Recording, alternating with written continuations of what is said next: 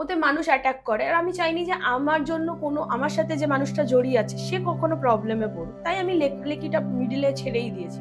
যদি তুমি প্রেগনেন্ট থাকো তোমাকে তো কখনো কখনো স্যালারিও দেবে না, খুব কম দেবে, কিন্তু সেম ভাবেই খাটিয়ে গার্ড দ্য রাবার, কি তুমি যতই আর কি টানো না কেন আলটিমেটলি যে আগে ছেড়ে দেবে আরেকজন তো লাগবেই ব্যথাটা। আমি একসেপ্ট করে নিয়েছিলাম, লাইফে একসেপ্টেন্সটা খুব ইম্পর্টেন্ট।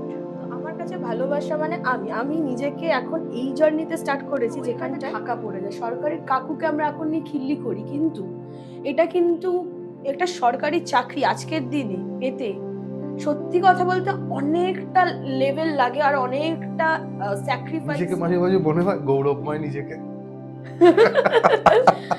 না, নিজেকে নিয়ে। তো নমস্কার বন্ধুরা, কেকে পডকাস্টে আবার স্বাগত জানাই। আজকে যে বিষয়ে কথা হবে সেটা অলরেডি আপনারা থাম্বনেলেও দেখেছেন এবং টাইটেলেও পড়েছেন। এবং কে আছে আমাদের সাথে? অন্তরা দে। আমি জানি অন্তরা কি এবং কি ব্যাপার ছিল তার অতীতে, সেগুলোকে আমরা কিচ্ছু টানিনি এবং সেই বিষয়টাকে নিয়ে কোনো মজাও করা হয়নি। কিন্তু অন্তরার কাছে আমরা এই পডকাস্টে কি জানতে পারবো, বা আপনারা যে এসছেন এই পডকাস্টে কি জানতে পারবেন? বিচ্ছেদ, তার সাথে কি হয়েছিল, কেন করেছিল, কে করেছিল, না এসব কিচ্ছু না। কিন্তু ভালোবাসা যে কি জিনিস, বা ভালোবাসা একটা যদি পুরুষ বা একটা নারীর মধ্যে থাকে, বা তাদের মধ্যে যদি ছাড়াছাড়ি হয়ে যায়, তারপর একটা পার্সন সে কিভাবে রিকভারি করতে পারে, আমাদেরকে আজকে বলবে অন্তরা। খুব সুন্দর পডকাস্ট, খুব সুন্দর কথা বলেছে অন্তরা কিন্তু কিছু কিছু জায়গায়। তো বেশি দেরি করবো না, ডাইরেক্ট তার কাছে যাব। কিন্তু যে নাম্বারটা ব্লিঙ্ক করছে অ্যাজ ইউজুয়াল, যেটা আমাকে বলতেই হয়, 8961371072, এই নাম্বারটা আপনারা জাস্ট নোট করে নিন আর ফোন করুন। কি বিষয়ে ফোন করবেন? কোনো স্পিরিচুয়াল যদি হেল্প লাগে সেই হিসাবে ফোন করুন, বা ধরুন আমাদের কেকে পডকাস্টে কিছু কথা বলতে চান, সেটা যদি ভৌতিক হতে পারে, বা ধরুন আপনি যেটাতে পটু হতে পারেন, সেটা আমাদের কাছে এসে প্রেজেন্ট করুন। কেকে পডকাস্টে সবাই দেখুক, সবাই শিখুক কিছু জিনিস। আর ডাইরেক্ট অন্তরার কাছে। কেমন আছো অন্তরা? ভালো, আমি তো ভালোই থাকি। আর আজকে যে বিষয়টা হচ্ছে সেটা হচ্ছে ভালোবাসা। এবং আমরা সবাই জানি তুমি একটা রিনাউন্ড ফেস। তো আমরা প্রথমে শুরু করবো যে এই ভালোবাসা থেকে মানে আমরা কি শিখতে পারি, মানে ভালোবাসাটা কি খুব দরকার প্রত্যেকটা মানুষের জীবনে, এবং বিচ্ছেদ হলে কিভাবে ঠিক করবো সেটা জানবো আমরা এই পডকাস্টে চলতে চলতে। তো প্রথমেই জানবো ভালোবাসাটা কি, যদি তোমার কাছে এক কথায় জিজ্ঞেস করি। আমার কাছে ভালোবাসা মানে এখন আমি যদি নিজেকে ভালো না রাখতে পারি বা ভালোবাসতে পারি, তাহলে পরবর্তীতে আমার মনে হয় আমার সাথে থাকা মানুষগুলোকে আমি ভালো রাখতে পারবো না। তো আমার কাছে ভালোবাসা মানে আমি নিজেকে এখন এই জার্নিতে স্টার্ট করেছি যেখানটায় আমি নিজেকে ভালো রাখার জন্য যা যা দরকার, আমার পার্সোনাল হ্যাপিনেস, সেই সমস্ত কিছুগুলোকে এক জায়গায় নিয়ে এসে ভালো রাখা, সেটাই আমার কাছে এখন এই মুহূর্তে ভালোবাসা। এরপর যখন কোনো মানুষ যদি আমার লাইফে আসে, বা আমার মা বাবা বন্ধু বান্ধব যাই হোক না কেন, আমি মন থেকে ভালো থাকলে তাদেরকেও আমি ভালো রাখতে পারবো। সুতরাং তখন তাদের সাথেও যেটা সম্পর্কটা তৈরি হবে ওটাও আমার কাছে ভালোবাসাই। তো ভালোবাসা মানে আমি নিজেকে না ভালোবাসলে তুমি বিপরীত মানুষকে কি করে ভালোবাসবে? এক্স্যাক্টলি। তো আমি ভালোবাসা মানে। আর একটা জিনিস আমরা দেখি আমাদের লাইফে, বা আমাদের যখন কেউ প্রেম করে, এখন তো ভালোবাসা মানে প্রেম, তো একটা টান থাকে, অনেকে বলে এটা ইনফ্যাচুয়েশনস, তারপর গিয়ে সেটা ভালোবাসায় চলে আসে। কিন্তু আমাদের বাবা মার সময়কাল, মানে তখন তো চিঠি লেখা হতো, তখন তো SMS হোয়াটসঅ্যাপ ছিল না, তখন কি ইনফ্যাচুয়েশন এই ব্যাপারটা ছিল? হ্যাঁ, ইনফ্যাচুয়েশন সবসময় এসছে, মানে এটা তো হঠাৎ হঠাৎ হতে পারে না, হতে পারে আমরা শব্দগুলো নতুন জানছি, ঠিক আছে, তখন বাবা মারা সেটা মায়া বলতো, আমরা এখন ওগুলোকে সেই মায়াই পড়ি, সেটাকে আর কি একসেপ্ট করতে পারি না, ইনফ্যাচুয়েশন বলে কাটিয়ে দিই। যখন হয়তো কোনো একটা সম্পর্ক বিল্ড আপ হলো না, বা হচ্ছে, বা একটা ওয়ান সাইডেড হলো, তখন সেটা মনে হলো যে না ভাই ইনফ্যাচুয়েশন ছিল, কেটে গেছে, মেবি আমরা তো ভালোবাসিনি, ঠিক আছে। কিন্তু আমার কাছে মনে হয় যে মায়া একটু হলেও জন্মেছিল, তাই জন্যই না তার প্রতি একটা টান এসেছিল। তো ওই মায়া থেকেই একটা টান জন্মায়, সেই টানটাকেই হয়তো এখন আমরা ইনফ্যাচুয়েশন বলে কাটিয়ে দিই, কারণ টান কেটে যায়। তো তুমি কিভাবে ওভারকাম করেছিলে? আমি একসেপ্ট করে নিয়েছিলাম, লাইফে একসেপ্টেন্সটা খুব ইম্পর্টেন্ট। মাঝে মাঝে তো এই জিনিসটা তো সম্ভব হয়ে ওঠে না। মানে আহ, একটা মানুষকে আমি দীর্ঘদিন ভালোবাসছি, হুম। ভালোবাসার পর মেনে নেওয়া যে জিনিসটাকে, এটা তো সহজ না। তাহলে তুমি কিভাবে করলে এটা? দেখো, আমি মনে করি যে একটা সম্পর্ক তো শুরু করেছিলাম, সেখানটায় দুজনেরই মত ছিল, দুজনের মতে এগিয়েছি। তারপর যখন বেরালাম, সেখানেও দুজনের মত ছিল যে আমরা ভালো নেই, তাই বেরিয়ে এসেছি। এই যে ভালো নেই ব্যাপারটা না, অনেক সময় কি হয় যে মানুষ তো অভ্যেসে পরিণত হয়, ওই অভ্যেসটার জন্য না আমরা যে ভালো নেইটা সেটা স্বীকার করতে পারি না। তো এই প্রথমে না এইটা অ্যাকসেপ্ট করে নিতে হবে যে না, আমরা না ভালো নেই। তো আইদার ভালো থাকার চেষ্টা করা যেতে পারে সম্পর্কে থেকে। তো তখন যখন দেখছো যে অপর মানুষটাও না সেই ভালো থাকাটা সেম এফোর্টসটা দিচ্ছে না, তাহলে মনে হয় যে তাকেও যেতে দেওয়া উচিত। আমি নিজেও চলে আসি আর একসেপ্ট করে নিই যে এটা আর হলো না। এটা আর কত দূর টেনে টেনে ওই একটা গার্ডার রাবার কি তুমি যতই আর কি টানো না কেন, আলটিমেটলি যে আগে ছেড়ে দেবে আরেকজন তো লাগবেই ব্যথাটা। তো তার থেকে বরঞ্চ না মিউচুয়ালি যে ভালো নেই রাবারটা দেখছে মিডল থেকে ছিঁড়ে যাচ্ছে, তার আগেই দুজনেই ছেড়ে দেবা। তো ওটাই আমার কাছে ব্যাপার, যে মানে আমি বুঝতে পেরেছিলাম যে ওটা আর ঠিক হবে না বা ঠিক করাও যেত না। তার থেকে এটা মেনে নেওয়া আর নিজেকে মানিয়ে নেওয়া যে না, আর চলছে না, দরকার নেই, থাক। তারপর তোমার জার্নি তো অনেকটা এখন এগিয়েছে, তোমার লেখালেখি আমি দেখেছি ফেসবুকে, তুমি অনেকটাই ভালোভাবে লেখো। তো এই লেখাটা কি অনেক আগে থেকে ছিল? না, লিখতে আমি ভালোবাসতাম, ঠিক আছে, আগে বিভিন্ন বিষয় নিয়ে তুমি লিখেছি। কি নিয়ে পড়াশোনা করো যদি আমি জানতে চাই? সোশিয়োলজি আমি লিখতে ভালোবাসি। আগেও লিখতাম, কিন্তু আমার লেখাগুলো না সবসময় মানে কোনো প্রতিবাদ নিয়ে, পলিটিক্স নিয়েও লিখেছি টুকটাক।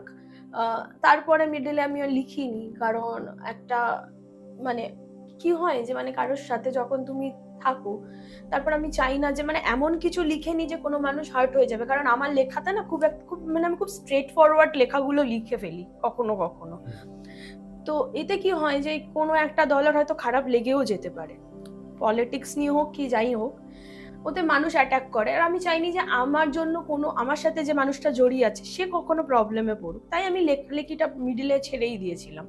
তারপরে তো আমার একটা জার্নি স্টার্ট হলো মুভ অনের। তো এই মুভিং অনের জার্নি থেকে আমি একটা রিয়েলাইজ করলাম যে না, যা মনে আসছে সেটা আমি লিখে দিই, কারণ আমি বলতে পারছি না কাউকে সেই মুমেন্টে। আমার মানে এও হচ্ছে না যে আমি কি করে এগুলো থেকে বেরাবো। তো কি থেকে বেরো? ব্রেকআপ, মানে যেটা আমি আর কি যেই জার্নিতে রয়েছি আর কি। তো মুভিং অন যে জার্নিটা স্টার্ট করেছি, তো আমাকে এই লেখাও হেল্প করেছে প্রচুর, মানে যতটা আর কি মানে লেখা রিলে করা যায়। লিখেছো যখন তুমি নিজেকে এক্সপ্রেস করতে পারছো সব জায়গা থেকে। হ্যাঁ, অ্যাটলিস্ট মনে হচ্ছে যে ভাই লিখে শান্তি পেয়ে যাচ্ছি। মানে কোনো একদিক দিয়ে তো মনে হয় না তুমি এটাকে, এই সিচুয়েশনটাকে তুমি কোনো না কোনো ভাবে ফায়দা নিলে? মানে সবাই যখন একটা অন্য মোটিভে রয়েছে, তুমি সেখানে এই লেখাগুলো লিখে একটু সিম্প্যাথি নিলে লোকের কাছ থেকে, আমার মনে হচ্ছে এটা। কারণ তুমি কিন্তু এটা কিন্তু তুমি আগে করতে পারতে, ছোটখাটো লেখা যেটা এখন ভালোবাসায় তুমি লেখো, তুমি কিন্তু তখন শুরু করলে না, তোমার এটা একটা মুভ অন করা বা ব্রেকআপ হয়ে যাওয়ার পর তুমি শুরু করলে। তো মনে হয় না যে তুমি এটা ফায়দা নিলে? হ্যাঁ, এবার আমি বলি, যারা লেখালেখির সাথে যুক্ত বা যারা লেখে তারা জানে লেখা অনেক রকমের আসতে পারে, ঠিক আছে। আমি যে লেখা একেবারে ছেড়ে দিয়েছিলাম তা না, আগে মাঝে মাঝে লিখতাম, তখন আমার লেখার মধ্যে ছিল প্রেম নিয়ে, ভালোবাসা নিয়ে, মানুষের মানে একটা সম্পর্কে থাকলে যেরকম যেরকম হয় একটা ভালোবাসা। এবার বিচ্ছেদ হয়েছে, তো আমি বিচ্ছেদের ওপর লেখা লিখি। এবার বিচ্ছেদটা না এলে আমি লিখবোটা কি করে? এবার যদি মানুষ ওটাকে বলে সিম্প্যাথি নেওয়া, তাহলে আমি মনে করি যে মানুষ ভাবতেই পারে, মানুষের ভাবনাকে আমি কন্ট্রোল করতে পারি না, বাট আমার ইমোশনকে আমি কন্ট্রোল করতে পারি, আমার ইমোশনকে আমি রিলেও করতে পারি, আবার দেখিয়েও দিতে পারি যে হ্যাঁ আমি এটা আমার ইমোশন। তো আমার মনে হয় যে ওটা যেহেতু সোশ্যাল মিডিয়া আর ওটা আমার প্রোফাইল পেজও না, আমার প্রোফাইলে আমি ব্যক্তিগতভাবে যাই দিই না কেন, হতে পারে ওটা পাবলিকলি দিচ্ছি। এবার মানুষ তো ভাববে, মানুষের যদি মনে হয় সিম্প্যাথি নিচ্ছে তো সিম্প্যাথি, মানুষ যদি এমপ্যাথাইজ করতে চায় তো ওটাও করতে পারে। কারণ ওটা তো আমার তো বিচ্ছেদ হয়েছে, তা আমি এখন তো ওটা নিয়েই লিখবো। এবার যখন আমি একটা হ্যাপি জোনে থাকবে তখন আমি একটা হ্যাপি, মন ভাঙলে মন ভাঙা লেখাই লিখবো, স্বাভাবিক। আর এটা খুব দরকারও মাঝে মাঝে। অনেক হ্যাঁ। কিছু বেরিয়েছে যখন লিখে নিয়েছো তুমি, লিখে নেওয়ার পর ভেবেছো যে এই লাইনটা কি বেরোলো আমার কাছ থেকে, এরকম হয়েছে কোনোদিন? না, আমি না লেখার পরে আমি কখনো ভাবিনি যেটা কি বেরালো, বাট মানুষ এসে আমাকে অনেক সময় বলে যে দিদি তুমি কি লিখলে, হ্যাঁ, যে লেখাটা আমরা হয়তো লিখতে পারবো না, এটা হয়তো তুমি লেখো বলে আমরা মানে মানে বোঝাতে পারি মানুষ যে আমরা ওই ফেজটা থেকেই যাচ্ছি। তো এটা আমার কাছে একটা প্রাপ্তি বা অ্যাচিভমেন্ট, কি হয়তো আমার লেখাটা আমি নিজের জন্যই ছাড়তাম, এটা এখন বহু মানুষেরও মনে হয়েছে যে যেটা তাদেরও লেখা।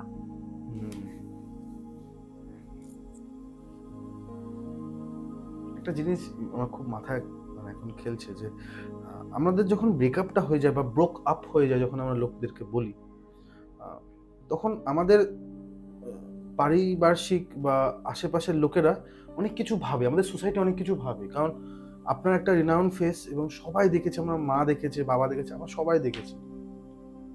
তারপর আজকে আমরা সোসাইটিতে দাঁড়াতে গেলেও দুবার ভাবছি যে বিয়ে করব বা আমি একটা কারোর সাথে সম্পর্কে যাব, সোসাইটি কি বলবে, পারিপার্শ্বিক লোক কি বলবে। তো এটা তোমার কি হয়েছিল কোনোভাবে, মানে এই সিচুয়েশনটা?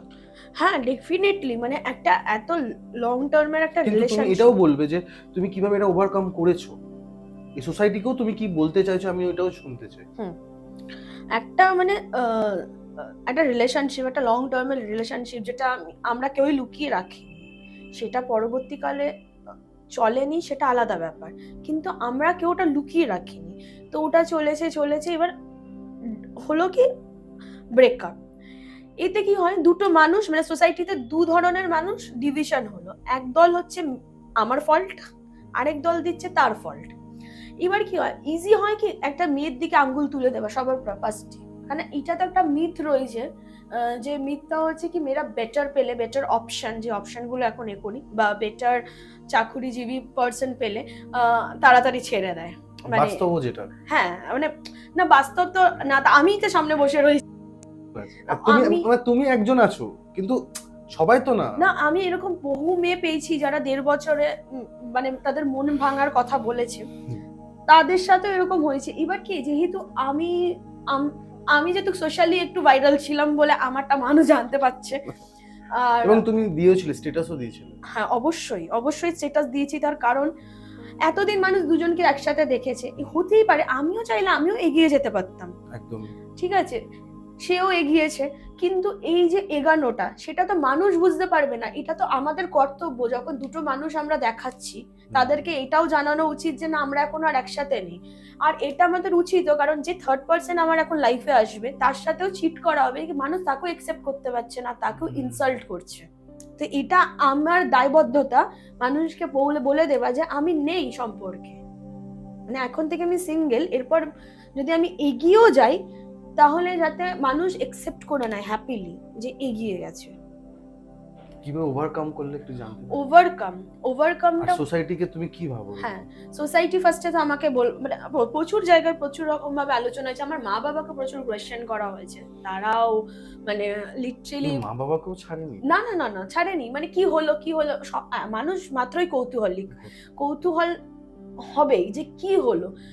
আর আমার মানে স্বাভাবিক, এটা একটা আমাদের মধ্যেও হয়, মানে যে কোনো বড় বড় সেলিব্রিটিদের যদি ব্রেকআপ হয় আমাদের ইচ্ছা করে মানে জানি কি হলো না হলো, মানে এত নালে রিপোর্টার্সরা হ্যাঁ এত পেপসরা ঘুরে বেড়াতো না। তো যাই হোক, আমি নিজেকে কখনোই ওই পর্যায়ে ভাবছি না বা বলছি না, আমি বলছি যেটা আমরাও করি, তো মানুষ দেখতো একটা মানে আমরা ঘুরছি ফিরছি সবাই এতদিন ধরে রয়েছি, এবার সাডেনলি কি হয়, আমি আগেই বললাম যে আমার অত বেশিও ফলোয়ার্স নেই যে মানুষ অতটা রিলেট করে জানতে পেরেছে। এবার তার দিক থেকে কিছু যেহেতু আসেনি বলে সেটা হচ্ছে মানে ডাইরেক্ট একটা এগিয়ে যাওয়ার একটা স্টোরি আপলোড করে, তখন মানুষ আকাশ থেকে বললো মনে হয়। তো রাতারাতি তো আমিও প্রচুর প্রশ্ন পেয়েছি, আমার মা বাবা প্রচুর প্রশ্ন পেয়েছি, ইভেন আমার মা বাবার যে ফেসবুক অ্যাকাউন্ট রয়েছে সেখানেও দেখতাম মেসেজ আসতো, ওটাকে আমি এখন করে রেখেছি। যাই হোক, তো আমার মা বাবার বাইরেও প্রশ্ন এসছে, আর আমার মাকে প্রশ্ন করাতো আমার মা এসে আমার কানে দিত, বলছি কি দূর মানে এড়িয়ে যাও। তো কত আর মানুষ এড়াবে, কিন্তু ওটা তো করতে হয়েছে, কিছু করার নেই। দোষ আমাদেরও ছিল। কোনো একটা সম্পর্ক যতদিন না মানে সেই অর্থে পৌঁছচ্ছে, আমার মনে হয় না যে ওটা নিয়ে এত বেশি শোরগোল করা উচিত। এতে কি হয়, শুধু আমি না, আমার ফ্যামিলিও সাফার করেছে। মানে এইটাই হচ্ছে প্রবলেম, যে মেয়েরা সাফার করে এটাতে মেয়েরাই সাফার করে, ভাবে যে মেয়েটারই চরিত্রের কোনো প্রবলেম আছে বা কিছু হয়েছে, তার জন্য ওকে ছাড়তে বাধ্য হয়েছে। কিন্তু আসলে যদি খোঁজ খবর বা কোনো মানুষ যদি খোঁজ খবর নিত, কিংবা মনে করতো যে আমার মনের মধ্যে কি চলছে, সেই মুহূর্তে আমি কিভাবে এগোচ্ছি, মুভ অন করার যে জার্নিটাতে রয়েছি, সেটা নিলে হয়তো মানুষ তখন এই কোশ্চেন গুলো দ্বিতীয়বার করার কথা ভাবতো। তো আমার মনে হয় যে সোসাইটিরও না একটুখানি রেসপন্সিবিলিটিস নেওয়া উচিত। যখন সদ্য কারোর ব্রেকআপ হয়, বড় হোক ছোট হোক, সেলিব্রিটি হোক, সাধারণ মানুষ হোক, বা পাশের বাড়ির মেয়েটাই হোক বা ছেলেটাই হোক, প্রথম কিছুদিন বা কয়েকটা মাস বা কয়েকটা বছর তাকে ছেড়ে দাও। জিজ্ঞেস করতে যেও না কি হয়েছিল। এক তো তাকে ফার্স্ট অফ অল ওইটা জিজ্ঞেস করে ট্রমাতে ফেরত পাঠিয়ে দেওয়া। তারপর সে যখন আনসারও দিতে যাবে না, তার সেটাতেও প্রবলেম হবে, যে মানে কি আনসার দেবো, ওই আনসার খুঁজে পাওয়া যায় না, যে আমি একজন মানুষকে যে উত্তর দেব, কি উত্তর দেব। তো সোসাইটির এইটুখানি রোল প্লে করা উচিত এটার উপরে, যেটা বর্তমানে হবে না। তুমি কেমন আছো? আমি বর্তমানে খুব ভালো আছি, খুবই ভালো। নিজেকে মাঝে মাঝে মনে হয় গৌরবময় নিজেকে? না, নিজেকে নিয়ে এখন মনে হয় তোমাকে দেখতে কিন্তু বেশি সুন্দর লাগে। আমি এটা প্রশংসা করছি অন দ্য ক্যামেরা, এবং আমি ফোনেও বলেছিলাম তোমাকে যে আগে তুমি যে সাজতে, এখন তোমাকে সত্যি সুন্দরী লাগে। চুল আছে, শাড়ি পরো, মানে সত্যি তোমাকে ভালো লাগে। চুল নিয়ে একটা মানে স্ট্যাটাস আমি দিয়েছিলাম, আমার চুল সবসময় ছোট থাকতো। হ্যাঁ, এবার আমি সত্যি বলি খুব বাজে লাগতো। এবার আমার শর্ট হেয়ারও আমার ভালো লাগে। এবার আমার ওটা ইচ্ছা লাগতো শর্ট হেয়ার। এবার যে লং হেয়ারেরও একটা স্টোরি দিয়েছিলাম, সেটা হচ্ছে যে মানে ব্রেকআপের পর তো মানুষ চুল কেটে দেয়, সবার আগে মেয়েরা করে এই কাজটা। এটা মেয়েদের একটা মানে, আমি এটা জানি না। হ্যাঁ, এটা মেয়েদের নেচার, মেয়েরা জানে। এখানে তোমার প্রোফাইল, আজকে এই পডকাস্টটা যতগুলো মেয়ে দেখবে তারা সবাই কমেন্ট করবে যে দিদি ঠিক বলেছে, যে ব্রেকআপ হলে সবার আগে যদি মেয়েরা কিছু কেটে বাদ দেয়, সেটা হলো চুল। মানে চুলে মেয়েরা ভাবে চুলে অনেক স্মৃতি বহন করা থাকে, বা চুল অনেক কিছু টক্সিসিটি নিয়ে রাখলো রিলেশনশিপে। হ্যাঁ, তো চুল কাটা মানে হচ্ছে হালকা হয়ে যাওয়া, মন থেকে হালকা হয়ে যাওয়া। তো ওই জন্য ব্রেকআপের পর মানে 70-80% মেয়েরা চুল কাটে। হ্যাঁ, মোটামুটি হ্যাঁ, এটা কাটেই। এটা মানে সবাই। এর আগেও আমার যখন ব্রেকআপ হয়েছিল, এর আগে একটা রিলেশনশিপে ছিলাম, তখন আমি কেটেছিলাম। বাট এইবার আমার মনে হলো যে চুল আমি আর কাটবো না, এই চুলটাকে আমার ভালো লাগে। এবার আমি যখন সেলফ লাভের জার্নিতে এগোচ্ছি, তখন আমার যা যা পছন্দের জিনিস সব আমি যত্ন করবো। তা আমি চুল বাড়ানো শুরু করি, তো আমি আর তারপরে কাটিই নি চুল। তাই জন্য আমার চুল এতটা বড় হয়েছে। ভালো লাগছে কিন্তু। হ্যাঁ, মানে যাই হোক, ওটা আমি ভালোবাসি। তখন তোমার কি মনে হতো যে ওই শ্বাসটা না ঠিক ভালো লাগছে না? না, মানে ওটা না, কি বলতো, আমি মানে যাই হোক, ওটা তুমি শ্বাসতে আমি জানি, হ্যাঁ, মানে আমি একটু মানে খুব বোল্ড একটা মানুষ, মানে খুব মানে স্পষ্টবাদী মানুষ। ঠিক আছে, যখন যেটা মনে হয়েছে আমি না করেছি। মানে কে ভাবলো আমি এটা দেখতেই যেতাম না। এখন যেরকম আমার এখন মনে হয়, বয়স বাড়ছে, মনে হচ্ছে যে একটু মার্জিত হওয়া উচিত, একটুখানি এবার নিজেকে গোছানো উচিত, নিজের একটু দেখা উচিত আর 4-5টা দিক। তো ওই একটা ব্যাপার, মানে ওইটা হচ্ছে তখন বয়স অল্প, ওই যা হয় আর কি, সবাই উঠছি। আমাদের সোসাইটিতে যে ভালোবাসার যে ব্যাপারটা আছে না, যে আজকে এর সাথে, আজকে ওর সাথে, এবং এই যে যদি সরকারি যদি কোনো কাকু পেয়ে গেলাম, আমি তাদেরকে অসম্মান করছি না, কারণ তাদের জার্নিটা অনেক লম্বা থাকে, তাই জন্য তাদের বয়সটাও বেড়ে যায়, এই জন্য তাদেরকে আমরা কাকু বলে থাকি। এই যে মেয়েগুলো যে চলে যায়, তো এই ছেলেদের যে কষ্টটা হয়, তো এই যে বিষয়টাকে একটা ছেলে কি করে ওভারকাম করবে একটু বলতে পারো? কারণ আজকে তুমি মেয়ে হিসাবে কিন্তু মেয়েদের কথাটা বলতে পারো, ছেলেরা কিভাবে ওভারকাম? ছেলেরাও আমাকে, যেহেতু এই 1.5 বছরের বহুত ছেলেরাও আমাকে মেসেজ করেছে যে দিদি পাচ্ছি না, বা তুমি কি করে পারলে। ফার্স্ট অফ অল, এই যে সরকারি কাকু বা বয়সটা বেড়ে যায়, এটার আমি একটুখানি দ্বিমত জানালাম। কারণ কি হয়, যারা সায়েন্স নিয়ে পড়েছে বহু বন্ধুরা আছে, তারাও আমাকে বলেছে আর কি, যে মানে একটা পড়াশোনায় তো প্রচুর হেডেক থাকে। তো অনেক সময় কি হয়, হেডেকে বহু রকমের হরমোনাল ইস্যুস দেখা দেয়, মানে এত স্ট্রেস থাকে, এত মানে একটা জার্নিতে একটা স্ট্রেস রয়েছে, চাকরি সময় মতো তারা পাচ্ছে না, অথচ তাদের পাশে যারা রয়েছে তারা বেসরকারি চাকরি মানে এগিয়ে যাচ্ছে, বন্ধু বান্ধবরা হচ্ছে, তাদের বিভিন্ন রকমের স্ট্রেস থাকে, তারা অনেক খেটেই পায়, হয়তো তার কারণে অনেক সময় চুল পড়ে যায়, স্ট্রেসে চুল পড়ে।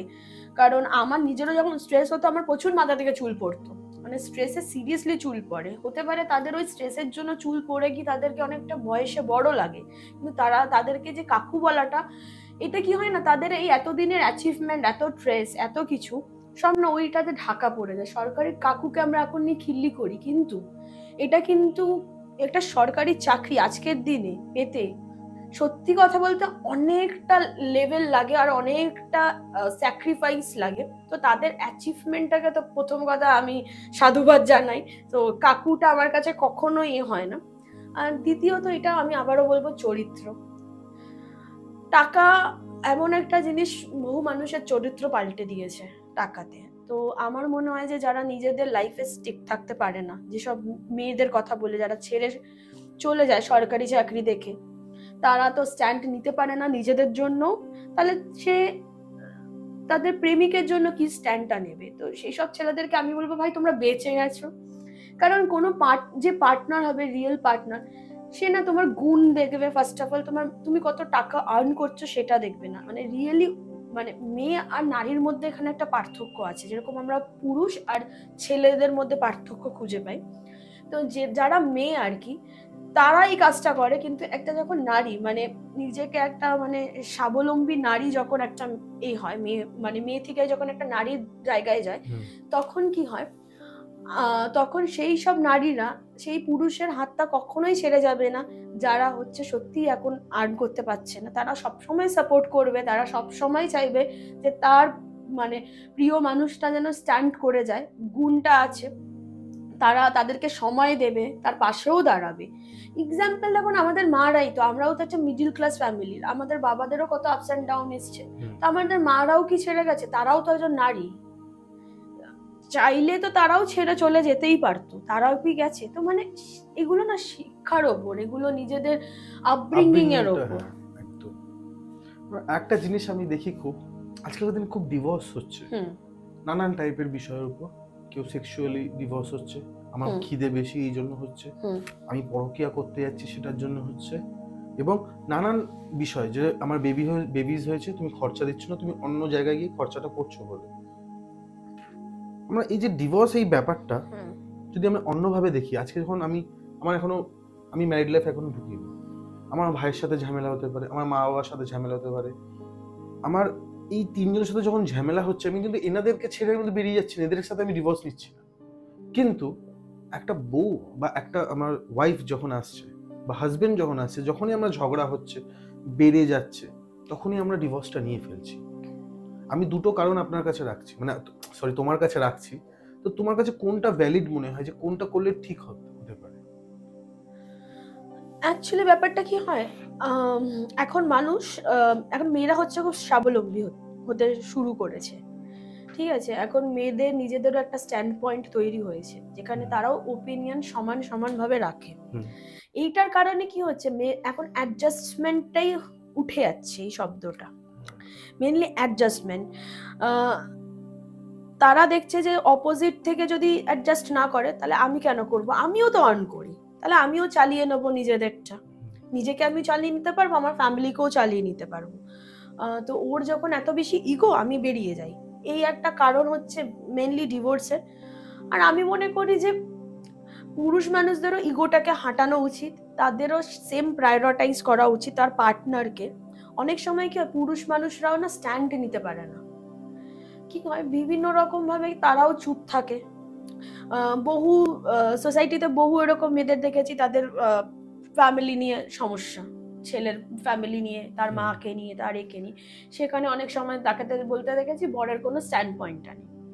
এবার পুরুষ মানুষদেরও একটা প্রবলেম কি, মা আর বইয়ের মিডলে সেই ফেসে যাওয়া, ওটা তো ওদের জন্মগত প্রবলেম। এটার একটা না সব থেকে সলিড রাস্তা হচ্ছে আজকালকার দিনে যখন দুজন ব্যক্তি কামাচ্ছে, ঠিক আছে, একটা মেয়ের মা বাবাও যদি থাকতে পারে একা, তাহলে আমার মনে হয় একটা ছেলের মা বাবাকেও এখন শেখা উচিত যে তাদের বাচ্চাকেও বাইরে বের করে সম্পূর্ণ আলাদা একটা সংসার রাখা।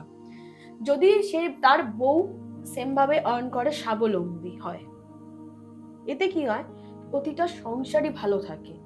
এবার কি হয় অনেক সময় মেয়েদেরও হয় কি, মেয়েরা তুমি যে কথাটা বলছো হুম। অন্তরা, ধরো আমরা দুই ভাই আছি, হুম, আজকে আমার বাবা মা আছেন, আমাদের একটা ম্যারিড লাইফ শুরু হবে বা আমরা বিয়ে করলাম, সেখান থেকে যদি আমরা এই বাড়ি থেকে যেখানে হুম। আমরা এখন বর্তমানে রয়েছি বেরিয়ে গিয়ে যদি অন্য একটা জায়গায় গিয়ে ফ্ল্যাট কিনি হুম। বা থাকি, সেটা ভালো?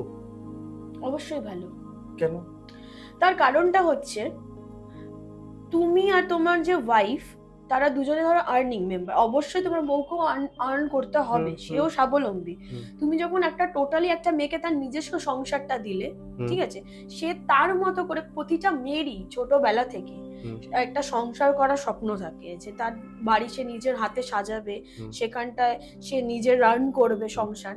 তাকে তাহলে সংসারে কি বাবা মা মানে ছেলের বাবা মারা সবাই অ্যালাউড রয়েছে। সংসারটা কি হয় আলাদা জায়গায় কেন? আলাদা জায়গায় এই কারণেই যে একটা সংসারে যখন থাকে ওপিনিয়নের প্রবলেম হয়। এখন মেয়েরা কি হয়, যেহেতু একটা মানে স্বাবলম্বী তুমি মেয়ে, এখনকার হিসাবে কথাটা কি বলছো?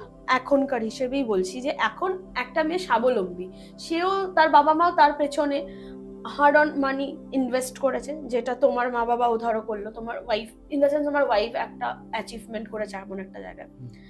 এবার কি হয়, আজকে যদি কোনো একটা মেয়ের তুমি ধরো একটা ঘর জামাই থাকলে, এক্সাম্পল ঘর জামাই থাকলে, কালকে দাঁড়িয়ে তুমি সেম আর্নই করছো কিন্তু তুমি ঘর জামাই, তোমার যে ওয়াইফ তার মা যদি তোমাকে খেতে বসে বা কখনো কোনো রকম ওয়েতে কোনো একটা খারাপ কথা বলে দিল, তোমার কি মনে হবে, তুমি কি ওটা খুব ভালোভাবে নিতে পারবে কথাটা?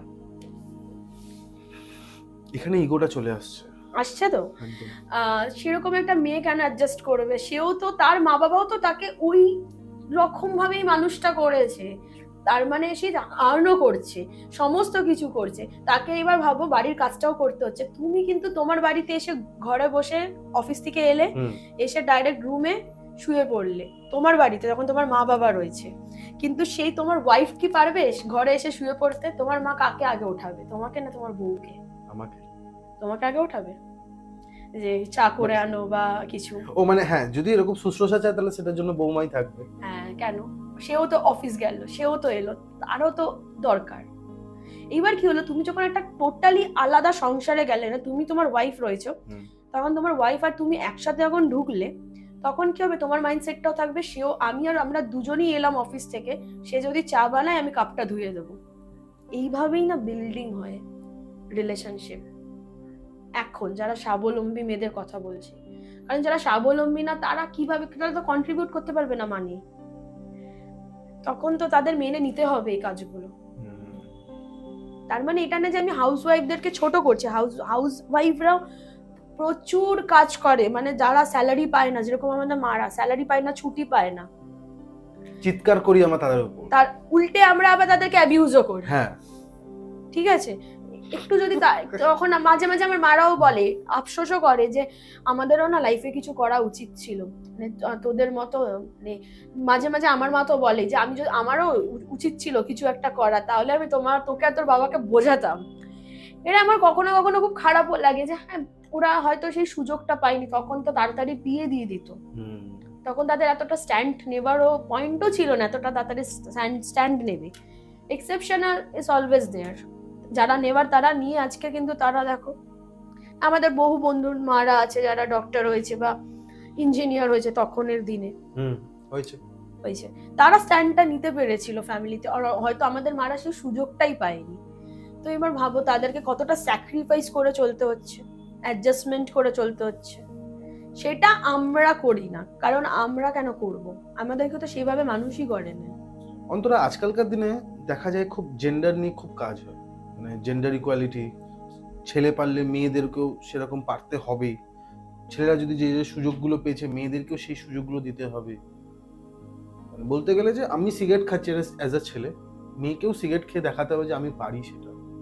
তো এটাই কি মেন সংজ্ঞা, তোমার কাছে কি মনে হয় ফেমিনিস্টের? হ্যাঁ, ফেমিনিজম কিন্তু একটা খুব বড় সাবজেক্ট, আমি অনেক বেশি জানি না, কিন্তু যেটুকুনি জানি তার অর্থ মানে ইকুয়ালিটি মানে এটা না যে একটা ছেলে সিগারেট খাচ্ছে মানে আমি সেম ভাবে সিগারেটটা খাবো। হেলথেরও একটা ব্যাপার আছে ফার্স্ট অফ অল, আর সেখানটায় দাঁড়িয়ে স্মোকিং এর এগেনস্টে আমি নই, যারা খায় তারা খায়, ঠিক আছে।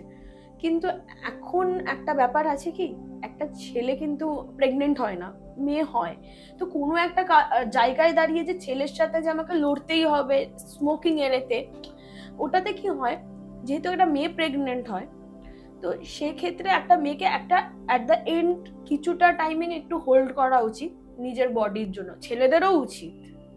মানে স্মোকিংটা একটা ভালো জিনিস না, যেটাকে নিয়ে এক্সাম্পল দেওয়ার মতো। আর ফেমিনিজম আরেকটা সব থেকে বড় অর্থ হলো যে ইকুয়ালিটি, আর এই ইকুয়ালিটিটা না এইগুলোতে বিলিভ করি না আমরা। আমি ফেমিনিস্ট যেটা মানে ফেমিনিজম পড়েছি সেখানটায় আমি মনে করি, আমরা পড়েছি যে আগেকার দিনে, একদম অনেক আগের দিনে নারীদের ভোটাধিকার হতো না, মেয়েরা ভোট দিতে পারবে না, শুধু পুরুষরা যাবে ভোট দেবে। তারপর এটাও পড়েছিলাম যে একটা সেম জায়গাতে শ্রমিক হিসেবে মহিলাও কাজ করছে, পুরুষও কাজ করছে, কিন্তু পুরুষকে বেশি স্যালারি দেওয়া হচ্ছে, মহিলাকে কম স্যালারি দেওয়া হচ্ছে, কারণ ওরা পুরুষ, তুমি মহিলা বলে।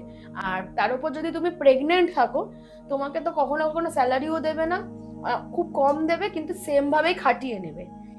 এইগুলোরই যে এগেনস্টে লড়াই, এরকম অনেক অজস্র তোমার এক্সাম্পল রয়েছে, যেটার এগেনস্টে লড়াই করতে করতে করতে করতে মানুষরা আজকে এখানটা এসে পৌঁছেছে।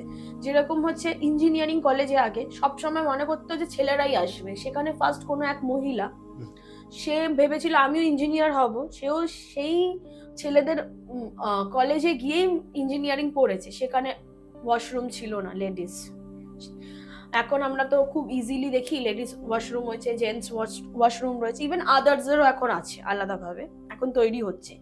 এইগুলো সবই হচ্ছে ইকুয়ালিটির পার্ট। কি এই লড়াইটা তোটা ইজি ছিল না, মানে আজকে যে আমরা বলি না মডার্ন এরা, আমার তো মনে হয় মডার্ন তারা ছিল যারা ভেবেছিল যে আমরা এগোবো, আমরা মানে স্ট্রেংথ ওয়াইজ কখনো একটা মেয়ে কখনো একটা ছেলেকে হারিয়ে দিতে পারবে না, তাহলে এত রেপ হতো না, যদি স্ট্রেংথ ওয়াইজ আমরা লড়ালড়ি করে হারিয়ে দিতাম।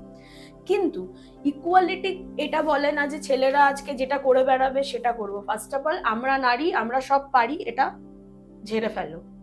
আমরাও অনেক কিছু পারি না, মানে এই টপিকটা হাঁটাতে হবে যে আমরা নারী, আমরা সব সহ্য করতে পারি, সব কিছু পেরে যাবো। এই জিনিসটাতে আমি না এটা খুব এগেনস্টে, কিন্তু সবসময় নারীরা সবকিছু করতে পারে না, সেরকম পুরুষরাও এই এই এই জিনিস, এই যে হ্যাজগুলো রয়েছে না, এইগুলোতেই না এই এত সমস্যা ক্রিয়েট হয়ে যায়। যে আর এখন তো মানে ফেমিনিজম মানে বোঝায় যে ছেলেদের থেকে আমরা উপরে, আসলে ওটা না। আসলে কি যেই যেই জিনিসপত্রগুলো থেকে আমাদেরকে বঞ্চিত করা হয়েছে সেইগুলো লড়াই, যেগুলো আমরা পাবো। ইভেন আমি যেহেতু ফেমিনিস্ট এতে ফলো করি, নারীবাদী আমিও নিজেকে মানি, তা আমার প্রবলেম হচ্ছে এই লেডিস সিট বাসে, মেট্রোতে, ঠিক আছে, প্রেগনেন্ট মহিলাদের জন্য রাখা উচিত, বয়স্কদের জন্য রাখা উচিত। অবশ্যই প্রেগনেন্ট মহিলাদের, একটা মা যখন একটা মানে বেবি ক্যারি করে, এইটুকু তো আমাদের জ্ঞান আছে যে একটা প্রেগনেন্ট মহিলা বা একটা হাতে বাচ্চা নিয়ে তাকে উঠে গিয়ে তার জায়গাটা, এটা পুরুষরাই দেয়। আমি খুব কম মহিলাদের দেখেছি এটা দিতে, আমিও ট্রাভেল করি পাবলিক, আমি খুব কম দেখেছি এটা, ছেলেরা কিন্তু দিয়ে দেয়, ঠিক আছে। আরেকটা প্রবলেম হচ্ছে অটো, আমি জানি না অটো কতজন মানুষ চড়েছে। অটোতে কি হয়, আগে অটো কাকুরা, এখন অটো কাকুরা এটা করে না, এটা আমার ভালো লাগে। আগে কি হতো, অটো কাকুদের কিছু মেয়েরাও এটা করে, আমি সামনে বসে যাব না, পেছনে যদি কোনো ছেলে সবার আগে এসে অটোতে বসেছে তাকে উঠিয়ে সামনে আনা হয় কেন, আমি বুঝে পাই না। তুমি লাস্টে এসছো, তুমি যেই সিটটা পাচ্ছ ওটাতেই যাও, এইদিকে তুমি আবার ইকুয়ালিটি লড়াই করতে নেমেছো। ইকুয়ালিটির লড়াই কি, মানে ছেলেরা স্মোক করছে, ড্রিঙ্ক করছে, আমিও করব, ছেলেরা রাত্রি ধরে বাড়ি ফিরছে, আমিও ফিরবো, এগুলো না। অ্যাকচুয়ালি ছেলেটাকে অটো থেকে সামনে নামিয়ে নিলে তুমি, ঠিক আছে, লেডিস সিট ফাঁকা, তুমি তোমার পার্টনারের সাথে জেন্টসেই বসে পড়ছো, মানে জেন্টস আমি এই কারণেই বলছি, যেটা হচ্ছে অফিসিয়ালি লেডিস মানে জেনারেল সিট মানে সবাই বসতে পারে, কিন্তু লেডিসটা ফাঁকা, তুমি অ্যাটলিস্ট বসো সেখানটায়। যাতে আরেকটা পুরুষ যে সারাদিন খেটে এসছে সে সেই সিটটা পায়, কারণ সে তো আর লেডিসে বসতে পারবে না, না। কারণ তুমিই কলার ধরে তুলে বলবে যে তুমি কেন বসেছো। এরকম আমাদের একটা আর ইনসিডেন্ট। আমি দেখেছি, আমি যখন বাসে, এখন আমাদের বাইক হয়ে গেছে, কারণ বেশিরভাগ জায়গায় বাইক নিয়ে যাওয়া আসা করি, এবং অন্তত আমি দেখেছি নিজে চোখে মহিলারা দূরে থাকে, মানে লেডিস সিটে একজন বসে আছে বয়স্ক মানুষ, তাকে তুলে দিয়ে সে দূর থেকে তুলে দিয়ে উঠুন উঠুন উঠুন উঠিয়ে দিয়ে নিজে বসলো, মানে একবারও ভাবলো না যে আমি তো জাস্ট উঠলাম, একটু দাঁড়িয়ে যাই, কিছুক্ষণ পর গিয়ে তাকে বলি যে আমি এখানে যাব বা আপনি কোথায় নামবেন। এই যে বোধটাই আজকালকার দিনে কিছু কিছু মহিলাদের মধ্যে আমি দেখি না। অনেকেরই নেই। আমি একদিন বাসে যাচ্ছিলাম, একজন এজেড একজন দাদু আর কি উঠেছেন, তো আমি তাকে তার সিট, আমার সিটটা তাকে দিই যে দাদু আপনি বসুন। তো উনি ফার্স্টেই বললো যে মা এই লেডিস এটাতে বসা যাবে না, এক্ষুনি এসে আমাকে উঠিয়ে দেবে। বলেছে আমি তো তোমার সামনে দাঁড়িয়ে আছি, তুমি বসো না। সেম কিছুক্ষণ পর একজন মহিলা উঠলো, উঠেই বলছে দেখতে পাচ্ছেন এটা লেডিস, এটাতে উঠুন উঠুন উঠুন। তখন আমি বললাম যে আমি সিটটা দিয়েছি। বলছে না এখানে তো অ্যালাউড নেই। আমি বলছি দেখুন ওনাকে ওঠালে আমি বসবো, আপনি কি বসতে পারবেন? তখন মুখটা বন্ধ, তখন পাশ দিয়ে বলছে হ্যাঁ উনি ওনাকে সিটটা দিয়েছে, এবার ওনার সিটে উনি কাকে দেবে কাকে বসাবে আপনি কে হন? বলছি ওনাকে আপনি ওঠালে আমি বসবো, সিটটা তো আপনি পাবেন না, তাহলে আপনার মাথা ব্যথাই নেই এই সিটে। তখন উনি চলে যায় সামনের দিকে। তো এই জিনিসপত্রগুলো না লড়তে হবে, এটাকে ইকুয়ালিটি বলে, কারণ ফেমিনিস্ট কিন্তু ছেলেরাও হয়। তুমি চাও যে বাস ট্রাম বা বাস ট্রাম বলবো না, মেট্রো, এই দুটো জায়গাতে যে লেডিস যে ব্যাপারটা আছে সেটাকে মুছে দেওয়া যায়। যদি মেট্রোতে দু সাইডে লেডিস থাকে, লেডিস সিটটা থাকে, ঠিক আছে। জেনারেল যদি এতগুলো থাকে, তো আমার মনে হয় যে একটা লেডিস আর একটা জেন্টস করে দেওয়া হোক। জেনারেল তো রয়েছে, দুটো সাইডে লেডিস থেকে একটা লেডিস একটা জেন্টস করে দেবো, আর নাহলে উঠিয়েই দেওয়া হোক, সবাই ট্রাভেল করে যাক, আর দুটো প্রেগনেন্ট মহিলাদের জন্য রাখা হোক, কারণ সেফটিটাও ইম্পর্টেন্ট। আর মানুষও বুঝবে যখন একটা মহিলা প্রেগনেন্ট হয়, নট অনলি একটা মেয়ে প্রেগনেন্ট হচ্ছে, একটা পুরুষও প্রেগনেন্টই হচ্ছে, তারও বেবিটা তারই ওয়াইফ ক্যারি করছে। তো তাই জন্য আমার মনে হয় যে মহিলা, বয়স্ক মহিলা হ্যান্ডিক্যাপড বা কারোর শরীর খারাপ হলে তারা সিটটা পাক, আর বাকি সব উঠে যাক। মানে আমার মনে হয় যে লেডিস সিট উঠিয়েই দেওয়া হোক। এর থেকেও বড় সমস্যা অন্তত আমি দেখি ট্রেনের মধ্যে, এই যে লেডিস কামরাগুলোতে অনেক রকমের ঝামেলা হয়। মানে যদি আমি ইউটিউবে খুঁজি লেডিস কামরা ফাইট বা এরকম কিছু লিখি, তাহলে প্রচন্ড মারপিট। এদিকে কিন্তু জেন্টসে সেগুলো হয় না। জেন্টসে যদি আপনি জেনারেল যেটা বলা হয়, জেনারেলে যদি আমার মা যায়, যখন আমার কোনো বান্ধবীরা ওঠে, বলে আমাকে উল্টে সিট দিয়ে দেয়, কিন্তু লেডিসে সেটা হয় না। এরা কারা? এরা মানে এদেরকে অ্যাকচুয়ালি ওরা একদল মহিলারা রয়েছে যারা রেগুলার যাতায়াত করে, অফিস যাত্রী হোক বা সবজি বিক্রেতা বা বিভিন্ন রকমের যারা কাজে আসে, যেটা আমরা খুব প্রচলিত বনগা লোকাল আর কি। বনগা লোকালে মানুষ উঠতে ভয় পায়, আমিও লেডিসে একবার উঠেছিলাম বিয়ে বাড়ি যাবো বলে, মানে ওটা আমি ট্রেনে একদম জার্নি করতে পারি না, মানে লোকাল ভয়ই পাই, এই কারণেই ভয় পাই। তো আমি শাড়ি পরে উঠেছিলাম, তো একটা লেডিস এসে বলছে এত চুল টুল ছেড়ে সেজে গুজে যাবার কি আছে, এই ওঠো। আমি তো ভয় পেয়ে গেছি, এটা কি হচ্ছে, মানে আমি আর সাথে এটা হচ্ছে, এটা কি আমি একটা ফার্স্ট টাইম এক্সপিরিয়েন্স। সেই গায়ের ওপর ঝুলে পড়ছে, মানে সরাতে মানে উইন্ডো থেকে বাড়ি করে দেবে এরকম অবস্থা। তারপর দেখলাম মারামারি লেগে গেল। মানে অ্যাডজাস্টমেন্ট, মানে মহিলাদের একটু প্রবলেম আছে যেটা অ্যাডজাস্ট করতে পারে না, বা কোনো একটা সমস্যা আছে। আর কিছু ব্যক্তিত্বের মনে হয় যে তারা সিটটা কিনে রেখেছে, হ্যাঁ ট্রেনটা নিজেদের, হ্যাঁ তারা যেহেতু রেগুলার যাতায়াত করে তাই জন্য ওদেরই ট্রেন। তো এই যে ধারণাগুলো, এটা পাল্টাতে হবে যে ট্রেনটা সবার, যে আসবে আগে সে বসবে। মাঝে মাঝে খারাপ লাগে না যে নিজে একজন মহিলা হয়ে আজকে যে কথাগুলো বলছো, কোনো না কোনো জায়গা থেকে হার্ট হচ্ছে?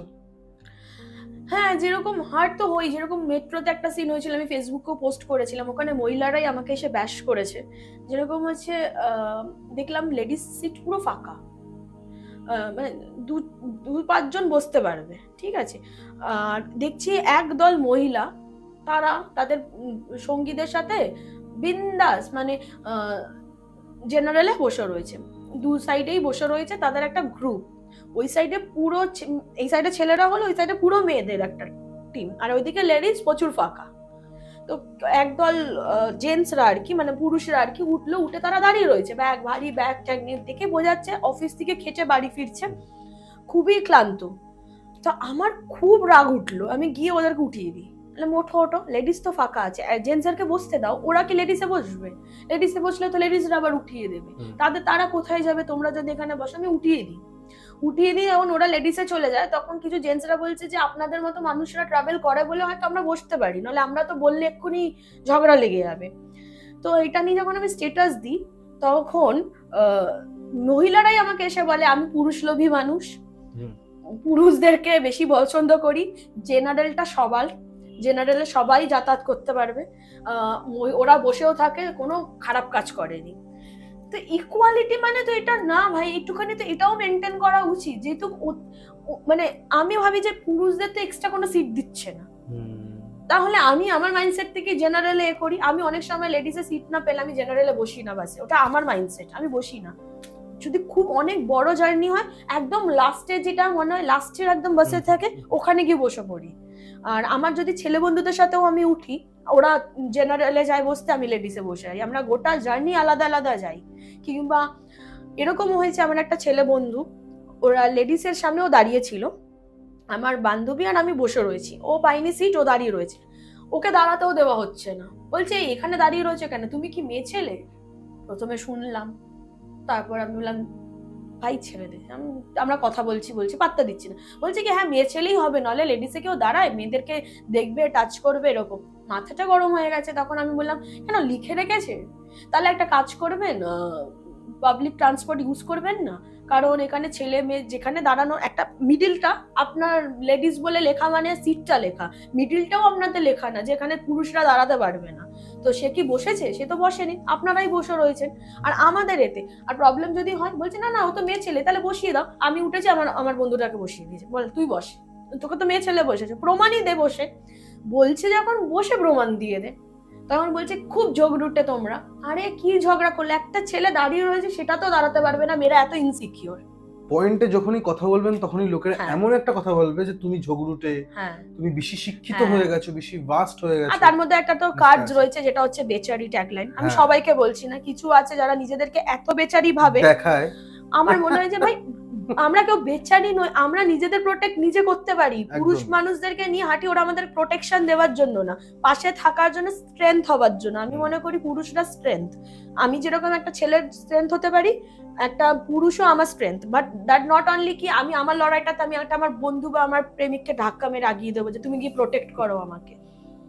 ছোটবেলা থেকে এই মাইন্ডসেটটা হয়েছে মেয়েদের, বাবা প্রোটেক্ট করেছে, তারপর স্বামী প্রোটেক্ট করবে, কিন্তু বাবা কি পারি যেটা বলা হয়ে থাকে সে তো আছে প্রচুর। অন্তরা, এবার একটু মানে অন্যরকম একটু টপিকে একটু কথা বলতে চাই, যেটা হচ্ছে যে কিছু কিছু মানুষ আছেন বা কিছু কিছু কাপলস আছেন যারা বিফোর ম্যারিড সেক্স করেছে, এবং অনেকে করেনি। তাদের একটা মেন্টালিটি যে আমি পরে করব, কারণ বিয়ে হয়ে গেলে করব।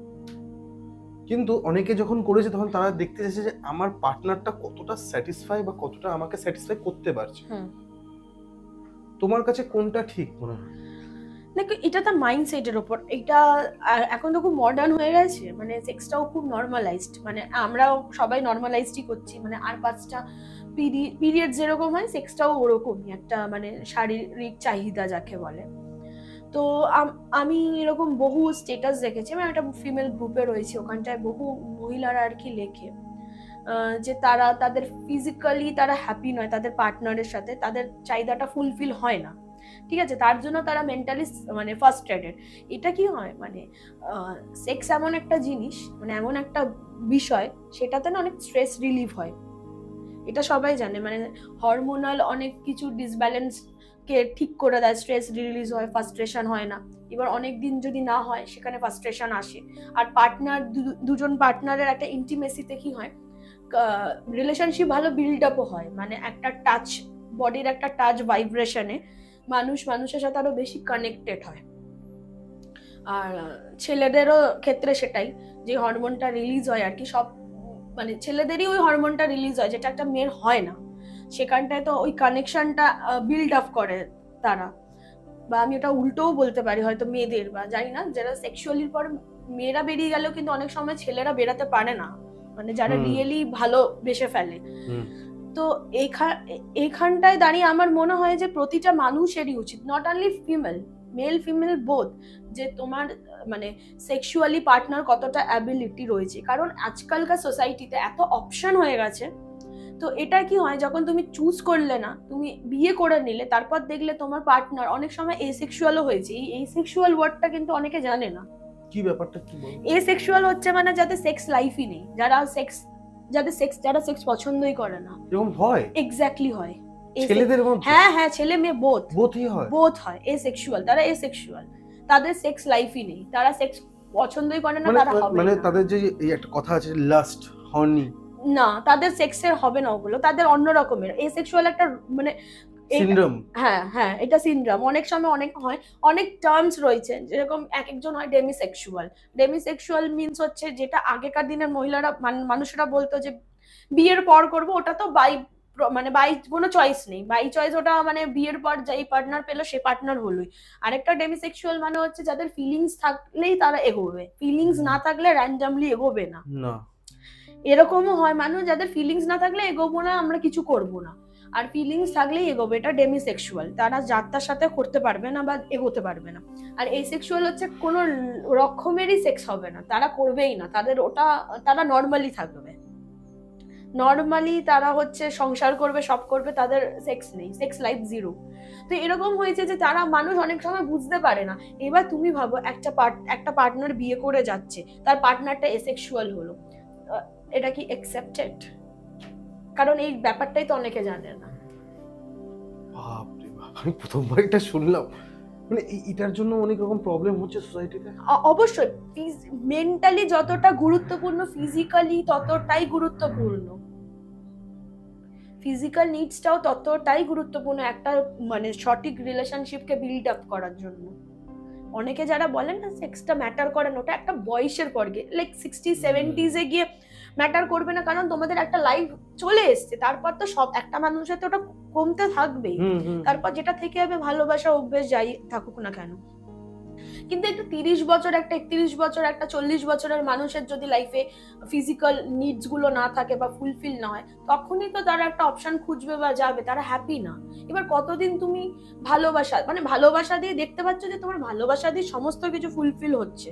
আমি ওই দিনকে একটা পোস্ট দেখছিলাম, একজন মহিলা আর কি অ্যানোমাসলি পোস্ট করেছে, তিনি তার লাইফে হ্যাপি, তার মানে হাজবেন্ড তাকে খুব ভালোবাসে, মানে সে তার হাজবেন্ডকে নিয়ে সিরিয়াসলি হ্যাপি, বাট তার ফিজিক্যাল নিডসটা তার হাজবেন্ড পূরণ করে না, এখন কথাও বলে না, মানে ওই ফিজিক্যাল নিয়ে কোনো কথাবার্তা নেই, যেহেতু বাচ্চা বড় হয়ে গেছে, কিন্তু মহিলাটা নিডস রয়েছে। মহিলাটা বলছে আমি না ফার্স্ট্রেটেড হয়ে যাই মাঝে মাঝে, আমার এখন কি করা উচিত। তিনি কোয়েশ্চেনটা করছে, মানে আমি আমার হাজবেন্ডকে নিয়ে হ্যাপি, কিন্তু আমার কি করা উচিত। ওই জিনিসটা পুরোপুরি হচ্ছে, কিন্তু তার বেবিটা হলো কিভাবে? না, সে তো এসেক্সুয়াল না, তার বাচ্চা বড় হয়ে গেছে, তাই জন্য সে এখন আর এগোচ্ছে না ফিজিক্যালি। একটা হয় না একটা বাচ্চা 10 বছর 11 বছর বা 8 বছর হয়ে গেলে মানুষের মানে পুরুষ মানুষদের একটা চাহিদা অনেক সময় কমতে থাকে, বা অনেক সময় মহিলারাও চাহিদা কমে যায়। তো একটা অপোজিট পার্টনারের কিন্তু চাহিদা থাকতেও পারে। তো মানুষজন না কথাই বলে না, কমিউনিকেশনই করে না, যে তোমার কোনো প্রবলেম হচ্ছে কিনা, তোমার চাই কিনা, সেই চাহিদাটা পূরণ হচ্ছে কিনা। তো এই কমিউনিকেশনের এই গ্যাপটা তৈরি হয় হতে হতে তখন মানুষ কি করে, হাজবেন্ডকে অনেক সময় বলতে ভয় পায় বা লজ্জা পায়, বা হাজবেন্ডও ওয়াইফকে বলতে ভয় পায়, লজ্জা পায়, তখন কি হয়, থার্ড পার্সন ইজিলি এন্ট্রি করতে পারে ওই জায়গাটাতে। ফিজিক্যাল নিডসটা খুবই ইম্পর্ট্যান্ট, আর ওটা কমিউনিকেশন আর কনভারসেশনের মাধ্যমেই আমার মনে হয় এটা সেট হতে পারে। একটা জিনিস অন্তরা জিজ্ঞেস করবো, যে এই চিন্তাধারা যেটা তোমার মধ্যে আছে, এই জেনারেশনের মধ্যে আছে, তোমার ধরনের কোনো ছেলে বা মেয়ে হলো বা সন্তান যিনি হবে, তাকে তুমি এই বুদ্ধিটা দেবে বা এই বুদ্ধিতে বলবে তুই এইভাবে চল, দেখে নে, কিন্তু আমাদের মা বাবা যারা আছেন তারা কিন্তু এটা মেনে নেবে না কোনোদিন। অবশ্যই অবশ্যই। তো এবং অনেকে আছে এখনো সেই মা বাবার বুদ্ধিতে, এখনো আমাদের বয়সী যারা আছে, তো তুমি তাদেরকে কিভাবে বলতে পারো? প্যারেন্টিং একটা খুব বড় সাবজেক্ট, ঠিক আছে, এটা নিয়ে বলতে বসলে অনেক সময় লাগবে। তার কারণ হচ্ছে প্যারেন্টিং নিয়ে পড়াশোনা করা উচিত সবার, যেটা আমাদের মা বাবারা করেনি, কিন্তু আমাদের মা বাবারা একটা গাইডেন্স ছিল। কিন্তু কখনো কখনো কি হয় বলে তো, ছোটবেলায় আমরা অনেক ট্রমা পাই, কি ধরো পরীক্ষার রেজাল্ট খারাপ হলো, আমরা লুকিয়ে ফেলতাম ভয়তে বাড়িতে ঝাড় খাবো বলে বা এ খাবো। সেই সময় না মানে আমাদের অনেক স্ট্রেস যেত কিন্তু তখনও, যে বাড়িতে যদি ধরা পড়ি, খাতা দিয়েছে 0 পেয়েছি বা 1 পেয়েছি এরকম হয়েছে, কি হবে। অনেক বন্ধু হয়েছে, অনেক বন্ধুকে দেখেছি তারা নিজেরাই বাবা মা সাইন করে দিয়ে দিত। হ্যাঁ, তো এই যে একটা ব্যাপার, এটা কি হয় যে খুব ওভার প্রেসার দেওয়া হতো আমাদেরকে, মানে পুশ করা হতো। আজকালকার দিনের বাচ্চাদেরকে দিলে কি হবে, যেহেতু এত সোশ্যাল মিডিয়া বা এত ফোনস এত অ্যাভেলেবেল হয়ে গেছে, সমস্ত কিছু বেসিক্যালি ইন্টারনেট এখন অ্যাভেলেবেল আমাদের কাছে, তো আমরা ফোনস না দিলেও বাচ্চারা বাইরে গিয়েও দেখে নিতে পারবে। তো এখনের প্যারেন্টিংটা খুব অন্যরকম ওয়েতে, একটা ফ্রেন্ডলি এতে, যাতে যেই বাচ্চাটা যখন কৌতূহল, আবারও একটা স্ট্যাটাস দেখে একটা অ্যানোনিমাসলি আমি কথা বলছি, যেটা আর কি একজন মহিলা লিখেছে, তার হ্যাঁ বাচ্চা আর কি 15 ইয়ার্স, তো সে এখন খুব চুপচাপ হয়ে গেছে, 14 to 15 ইয়ার্স, এখন বয়সন্ধি চলছে। বয়সন্ধি মানেও অনেকে হয়তো বোঝে না, যাদের একটা গ্রোন আপ একটা এজ হচ্ছে। তো তার বাচ্চাকে তার মা আর কি দেখছে যে সে চুপচাপ ঘরে থাকে, ছেলে আর কি, বাচ্চাটা খেলতে যায় না। তো সেক্ষেত্রে সেই বাচ্চাটা হচ্ছে তার স্টাডি রুমেই পড়ে থাকে আর সেখানটা করে। তোর মা একদিন গিয়ে আর কি তার ল্যাপটপ আর কম্পিউটার সব চেক করে দেখছে যে বিভিন্ন রকমের বাজে সাইট ওপেন করা রয়েছে। তো ইভেন এটাও নোটিস করেছে তার মা যখন চেঞ্জ করে বাচ্চাটা হয়তো লুকিয়ে লুকিয়ে দেখে। এবার আমি বলি যে বাচ্চাটার কিন্তু কোনো দোষ না, তার কারণ হচ্ছে তার এখন যে বয়সন্ধির বয়স, তার এখন ইন্টারেস্ট জাগছে, কৌতূহল, সেটা কিন্তু তার 15 বছরের বান্ধবীর থেকে সে ওই ইনফরমেশন গুলো পাচ্ছে না। কে দেবে ইনফরমেশন? নয় তার মা, নয় তার বাবা। তা এখন ছেলে হলে তো তার বাবাকে ফ্রেন্ডলি হতে হবে, মা করতে পারবে না। ওর কিন্তু কোনো দোষ নেই তার মাকে দেখা, কারণ তার মা একটা পরিপূর্ণ নারী, সে দেখছে মানে মেলাচ্ছে যে তার ফ্রেন্ড আর আমার মায়ের মধ্যে হিউজ ডিফারেন্সটা কেন। অনেক সময় হয়েছে না বাচ্চা ছেলেরা বড় মহিলাদের প্রেমে পড়েছে, এই কারণেই কি তার বয়সী যারা তারা কিন্তু গ্রুমড না, তাই সেই মেয়েরাও বড় হচ্ছে, কিন্তু একটা পরিপূর্ণ নারী তো গ্রুমড অলরেডি। তো সেই ইনফরমেশন গুলো বাচ্চারা কোথা থেকে পাবে? অবশ্যই তার বাবা দেবে তাকে, না হলেই তো সে সার্চ করবে ইন্টারনেটের মাধ্যমে, আর সেটা যেটা জানবে তার থেকে বাজে ওয়েতেই জানবে। পিরিয়ডস এর ব্যাপারটা আমাদেরকে লুকিয়ে যেতে হবে, প্যাড মানে ন্যাপকিন আনলে সেটাকে র্যাপিং করে আনতে হবে কেন? এগুলো তো খুব নর্মাল একটা জিনিস, মানুষ তো 9-10 বায়োলজিতেও পড়ে নেবে। তার আগেই বাচ্চাদেরকে অল্প অল্প করে শেখা উচিত, কারণ তার প্রতিটা বাচ্চার বাড়িতে দিদি বোন সবাই রয়েছে, পিরিয়ডস হয়, মা আছে, সবাই আছে, পিরিয়ডস হয়। ন্যাপকিনটা কি, ন্যাপকিন নিয়ে বের করলে, কোনো বাচ্চা বের করে আনলে মহিলাদেরকেই দেখেছি মাথা নিচু করতে, পুরুষরা না, মহিলাদেরকেই দেখেছি। তোমাকে একটা কথা বলি, আমি আমার বাবার মেডিকেলের দোকান ছিল, ওষুধের দোকান ছিল, তো 10 ফুটের দূরে একটা মন্দিরও ছিল আমার বাবার দোকানের সামনে। ওখানে একটা দিদি লুকিয়ে দাঁড়িয়ে আছে, আমি দেখছি, আর ওনার বর এসে একটা চিরকুটে লিখে বাবাকে দিচ্ছে। আমি ভাবছি কি দিচ্ছে, আমি ভাবলাম কোনো কন্ডোম চাইছে, যেটা প্রোটেকশনের জন্য লাগে, এটা স্বাভাবিক।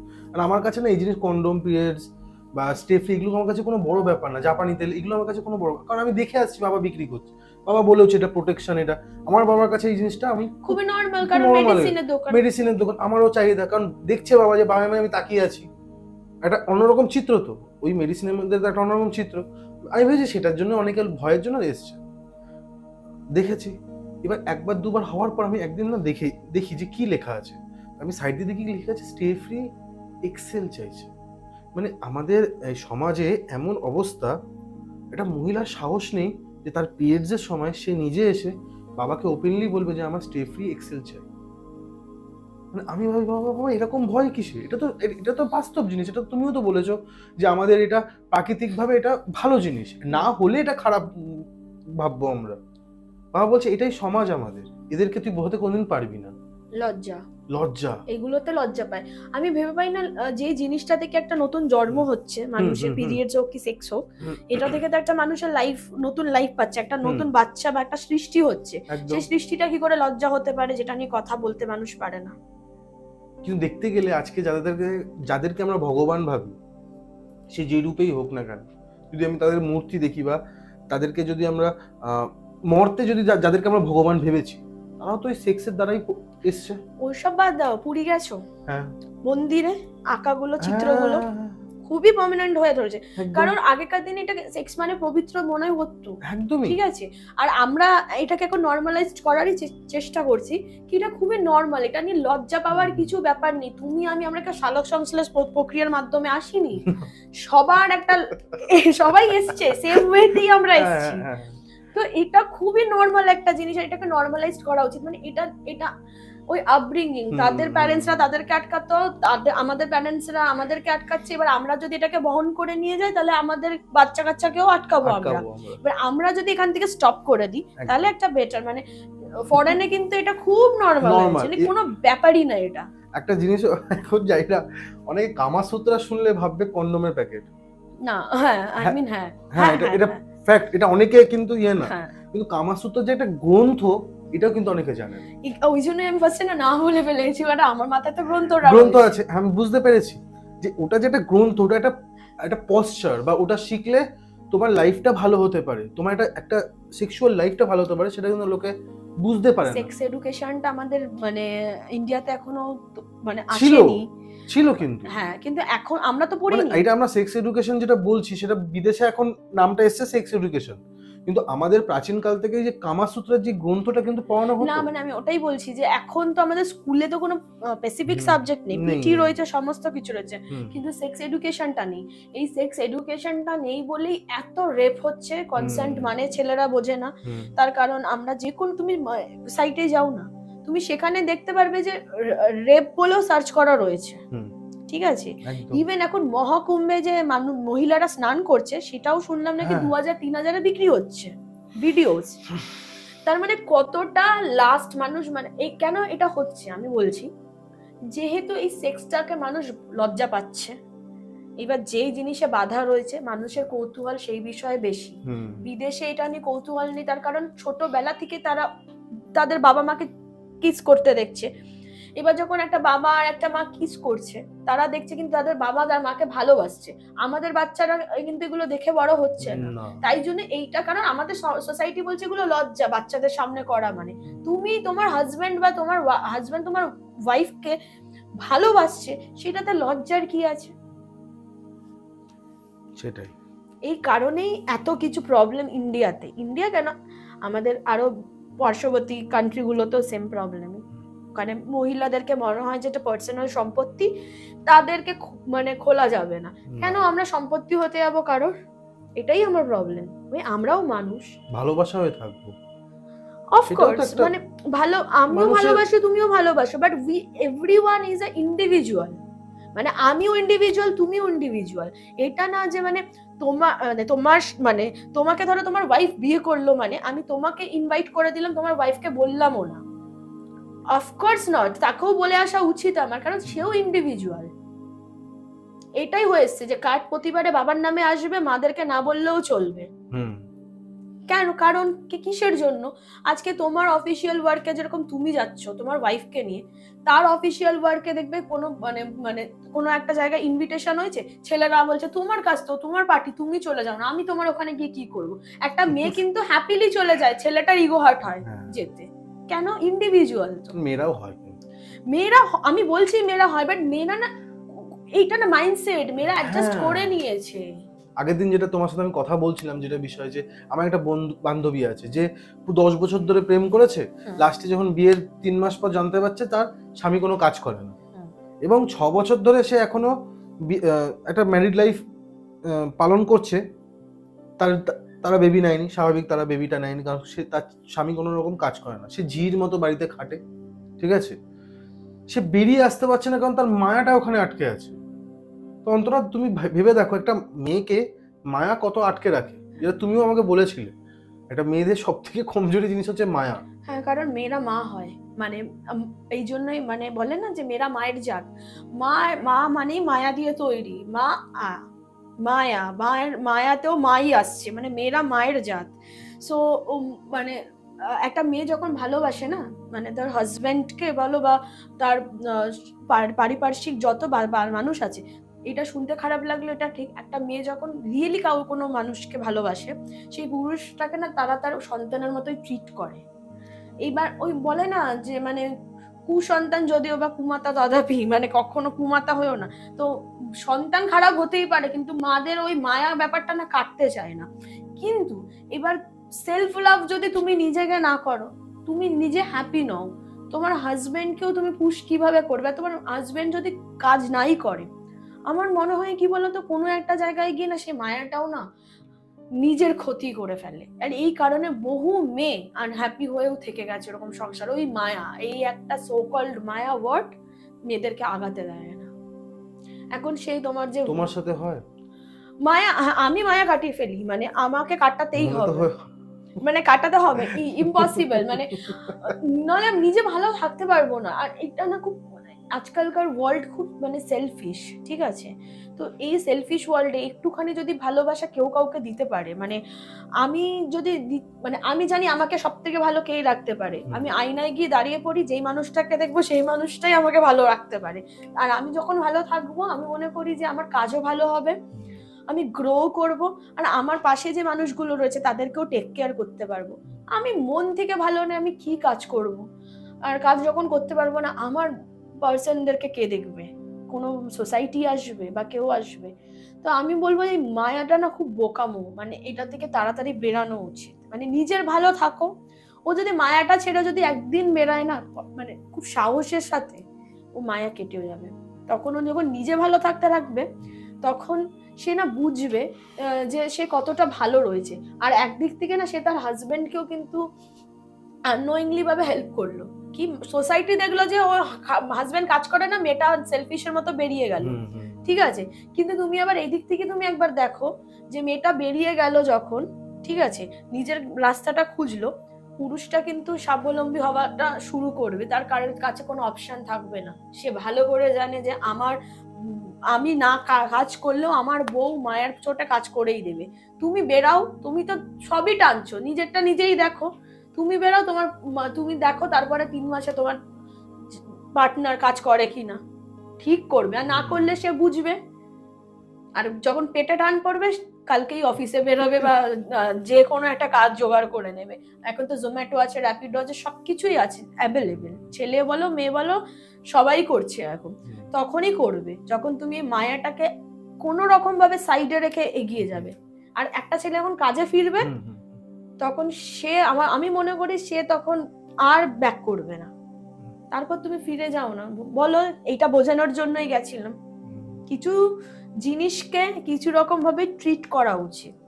তো অন্তরা, একেবারে আমরা শেষের দিকে আছি, এবং শেষ প্রশ্ন করে আমাদের এই পডকাস্টটা শেষ করব, যেটা হচ্ছে কিছুক্ষণ আগে তুমি একটা কথা বলে যে র্যাপিডো, সুইগি, ইনস্টামার্ট, জোম্যাটো, যেগুলো এই যে ডেলিভারি ওয়ার্ক আছে, র্যাপিডো যেটা কোনো পার্সনকে এখান থেকে একটা স্থান থেকে একটা স্থানে যে পৌঁছে দেওয়া, এই কাজটা খুবই হেলদি কাজ এবং নিজস্ব বিজনেস এটা।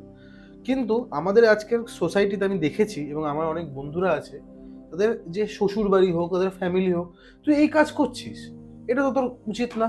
কিন্তু বিশ্বাস করো, তারা কিন্তু ভালো হেলদি রোজগার করে, সময় দিতে হয়, কিন্তু তারা ভালো হেলদি রোজগার করে। তো আমার কাছে তোমার কাছে একটাই প্রশ্ন হবে যে তুমি কিভাবে দেখো এই মানুষগুলোকে যারা এটাকে অসম্মান করছে, নিজস্ব কাজকে, নিজস্ব এইগুলো? হ্যাঁ, আমি অ্যাকচুয়ালি না কোনো কাজকে ছোট বড় করে মাপি না, কিন্তু আমাদের ইন্ডিয়াতে, বেসিক্যালি ইন্ডিয়াতে আমি দেখেছি কল সেন্টারে চাকরি করলেও তো চাকরি করছে, মানে 9 to 5। আমি কোনো কাজকেই ছোট করে দেখছি না, কিন্তু 9 to 5ই কিন্তু করছেন। যে কোনো 9 to 5 মানেই হচ্ছে চাকরি করছো যখন তুমি 9 to 5 এর, তুমি একটা ভালো জায়গায় রয়েছো।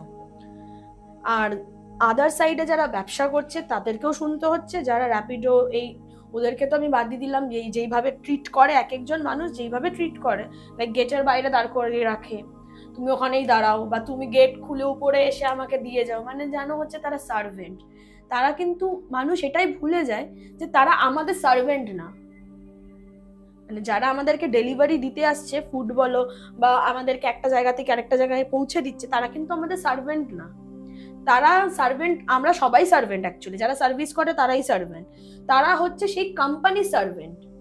তুমি তাদেরকে এই কোর্স মানে এরকম ভাবে ট্রিটমেন্ট করতে পারো না। তারা, তুমি অর্ডার করছো সেই কোম্পানিকে, তারা তাদের মানে এমপ্লয়ীদেরকে পাঠাচ্ছে। তুমি যদি এমপ্লয়ি হিসেবে দেখো, তাহলে সেই এমপ্লয়িরা এসে জিনিসটা দিয়ে চলে যাচ্ছে। এইবার কি হয়, ফরেনে দেখবে ভালো ভালো মানুষরা, যেহেতু ফরেনে এত কস্টলি সমস্ত জিনিসের, নিজেরাই প্লাম্বিং করছে, নিজেরাই ড্রাইভিং এর সমস্ত কিছু করছে, কারণ ওদের মানে ইভেন নিজেরাও হচ্ছে ভালো ভালো চাকরিজীবী মানুষরাও হচ্ছে রান্না করছে, বাসন মাজছে, সবকিছু করছে। কিন্তু এই মেড ব্যাপারটা কিন্তু আমাদের ইন্ডিয়াতেই চলে, যে মানে একটা যে জিজ্ঞেস করি, তোমাকে একটু টুকছি, তুমি অ্যাজ আ মেয়ে, ধরো না তোমার সাথে যদি কোনো রকম কোনো ছেলের আলাপ হলো, খুব ভালো ছেলে, তার কোনো রকম আপত্তি নেই, বা তাকে দেখতে হোক যেমনি হোক, আমি মনে হয় না তুমি দেখাটাকে খুব প্রশ্রয় দাও, তুমি কি মেনে নেবে সেই ছেলেটা র্যাপিডো উবের করে বা এরকম কাজ করে? দেখো আমি একটা কথা বলি, না না আমি আটকাচ্ছি না, আমি উত্তরটা দেব সঠিকভাবে। র্যাপিডোটা কখনো ছোট, আমি আবারও বলছি, ছোট হতে পারে না, ঠিক আছে? আমার না, আমি অ্যাকচুয়ালি খুব মানুষের গুণকে খুব প্রায়োরিটাইজ করি, মানে কাজের থেকেও বেশি ইম্পর্টেন্ট হচ্ছে মানুষের গুণ আর বিহেভিয়ার। আমি না রাস্তা দিয়ে যখনই চলাফেরা করি, তো আমি আশেপাশের মানুষের, মানে আমার সাথে যারা চলে, আমি না তাদের বিহেভিয়ার নোটিস করি, মানে আদার্স মানুষদের সাথে তাদের বিহেভিয়ারটা কেমন, ঠিক আছে? ওটা আমার কাছে খুব ইম্পর্টেন্ট। হ্যাঁ, আরেকটা বিষয়বস্তু হচ্ছে ভদ্রতা কালচার। হ্যাঁ, হতেই পারে কখনো কোনো সময় তাকে র্যাপিডো করতে হচ্ছে, র্যাপিডোটা তো আমি খারাপ বলছি না, সে আর্ন করছে, তো তাতে কি আছে? আমার এরকম ভাইও করে, আমার একটা নিজের ভাই আছে, সেও র্যাপিডো করে, আমি কি তাকে ভাই বলে অসম্মান করব? আমি একটা জিনিস মনে করি, আমার বাবার ফুলের দোকান, ঠিক আছে? একবার কি হয়েছে, আমি আমার বন্ধুদের সাথে দাঁড়িয়ে আছি, আমার বাবা সাইকেল করে ডেলিভারি করতে, আমার বাবাও ডেলিভারি করে, ফুল দিতে যায়, ডেলিভারি করে, ওটা দিয়ে কিন্তু আমাদের একটা হার্ড আর্ন মানি আর্ন হয়। তো আমার বাবা দেখে পালিয়েছে, এসে বলছে, হ্যাঁ রে, আমি তো তোকে দেখলাম আজকে তুই ওখানে বন্ধুদের সাথে ছিলিস, আমি আমাকে ডাকলে না কেন? আমার বাবা বলছে, না না, আমি হাফ প্যান্ট আর গেঞ্জি পরেছিলাম, সাইকেল করে যাচ্ছিলাম ফুল দিতে, তোকে ডাকবো, একটা অপ্রস্তুতিতে পড়ে যাবে। আমি বলছি, যেই আর্নিং, মানে যেই কাজটা দিয়ে আমাদের বাড়িতে রোজগার আসছে, আমাদের বাড়িতে খাবার জুটছে, সেটাকে আমি কোনো রকম ভাবে অপমান তো করতে পারি না, অসম্মান করতে পারি না। আর তাছাড়া তুমি তো আমার বাবা, আমার কোনোদিনও তুমি যদি নেক্সট টাইম দেখেছি আমাকে দেখেছো আর তুমি চলে গেছো লজ্জা পেয়ে, কখনোই কাজটা করবে না। তার একটাই রিজন, কি আমি আমার কাছে তুমি হচ্ছে অনেক সম্মানের জিনিস। আমি সব বন্ধুদেরকে বলবো যে ভাই, আমি হার্ড ওয়ার্ক করা শিখবো আমার বাবার থেকে, এত সুন্দরভাবে আমার কাছে মানুষ করেছে। তো যেখানটায় আমি আমার বাবাকে এরকম দেখতে পারি, তা আমার কাছে এই র্যাপিডো, জোম্যাটো কোনো ম্যাটার করে না, আমার কাছে পার্সন ম্যাটার করে। আমি মানুষে বিশ্বাসী, সে যদি র্যাপিডোও করে তাতেও আমি লজ্জা পাবো না তার হাত ধরে হাঁটতে, যদি সে আমাকে সেই সম্মানের সেই জায়গাটা দেয়। এটা আমার বাবাও জানে, এই সিনারিটা আমার মাও জানে, আমরা এখনো আলোচনা করি যে সেদিন তুমি কিভাবে পালালে। এরপর থেকে আমার বাবা দেখলেই ডাকে, কি রে, আমিও যাই। তো থ্যাংক ইউ অন্তরা, আমাদের সাথে এতটা থাকার জন্য, আর এতক্ষণ আপনাদেরও থাকার জন্য। অন্তরার কথা মানে সত্যি আজকে অনেকের চোখ খুলে দিলে তুমি, এবং তোমার একটা স্ট্রাগল লাইফেও জানলাম কিভাবে ওভারকাম করেছো। আমাদের তরফ থেকে বা কে পডকাস্ট তরফ থেকে এই ছোট্ট একটা গিফট তোমাকে দেওয়া হচ্ছে। ও গিফট, এটা খুব ভালো, আমি এটা নিয়ে যাব। আর লাস্ট একটাই প্রশ্ন থাকবে, যে কে পডকাস্ট তোমার কেমন লাগলো? খুব ভালো লাগলো এখানে এসে, খুব সুন্দর কথা। অ্যাকচুয়ালি ইনসাইট না থাকলে না ভালো লাগে না মানুষের সাথে কথা বলতে। আমার ভালো লেগেছে, খুব ভালো লেগেছে তোমার কে পডকাস্ট ভালো লাগে না কৌশিক সেনকে ভালো লেগেছে? আচ্ছা, কে পডকাস্টটা হয়েছেই তো কৌশিক সেনের জন্য, না কৌশিক আর কিংসুকের জন্য। কৌশিক আর কিংসুক হ্যাঁ, দুজন ভাইয়ের জন্য যদি কে পডকাস্ট, অফকোর্স কে আর কে দুজন। আমি এসে কোশ্চেনটা করলাম কে কেন নামটা দিয়েছো। আমরা অবশ্যই যারা ক্যামেরার সামনে থাকে তাদেরকেই তো মনে রাখি, কিন্তু ক্যামেরার পেছনের মানুষটাকেও আমি দেখতে পাচ্ছি কত মন দিয়েও খাটছে। তো অবশ্যই দু ভাই ওরা খুব ভালো, আমি চাই তাদের আরো নাম হোক এই পডকাস্টিং। আর তোমার ইনসাইট আর তোমার ভাইয়ের দুজনেরই ইনসাইট আরো বাড়তে থাকুক। Thank you so much. মানে খালি আমার ভাই না, এখানে আমার বাবা মারও হাত আছে এই 25টা, মানে তাদের একটা আশীর্বাদ আছে, তুমি জানো।